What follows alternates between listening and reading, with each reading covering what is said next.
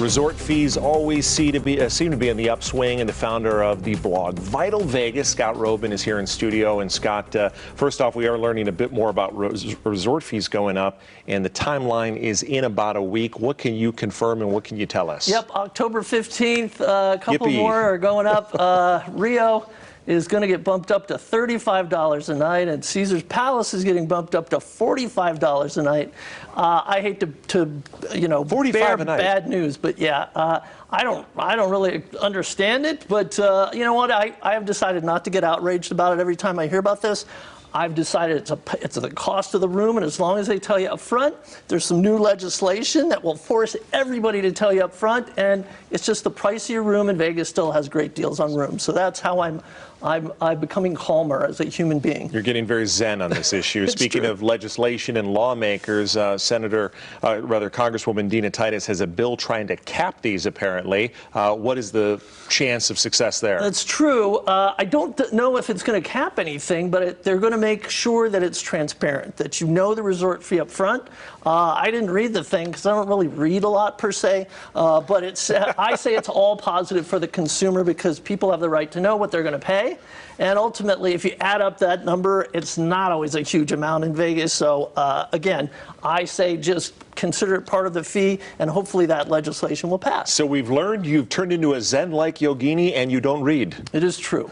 Scott, let's move on to our next question. You also have a story about some places that are quitting room service. Say it isn't so. Well, room service is very expensive for a hotel. So the rumor is that Paris and Bally's are going to get rid of their room service altogether. And I think this is kind of a growing trend. A lot of these delivery services are actually leapfrogging right over them. People will call and get food, outside food delivered to their room. Room service, very expensive in terms of labor.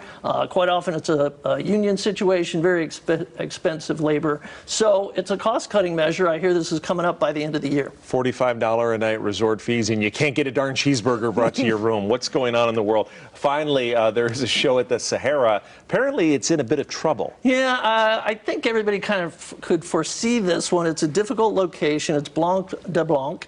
And I've been hearing that very few tickets being sold. They're giving away a lot of tickets. It takes a little time for a show to pick up steam in Vegas. You have to get the awareness up. It's hard. It's just challenging in this business environment. So I've also heard that at least one of the kind of high-profile performers has left the show because they weren't being paid. So I think there's some struggles going on there.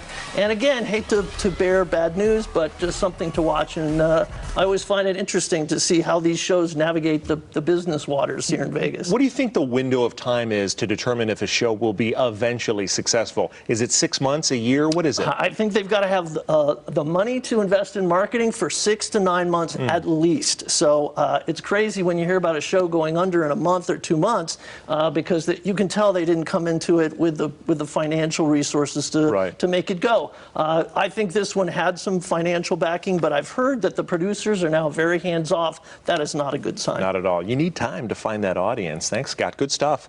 And you can keep up with all of Scott's scoops on vitalvegas.com as well as Twitter. Here's Kirsten.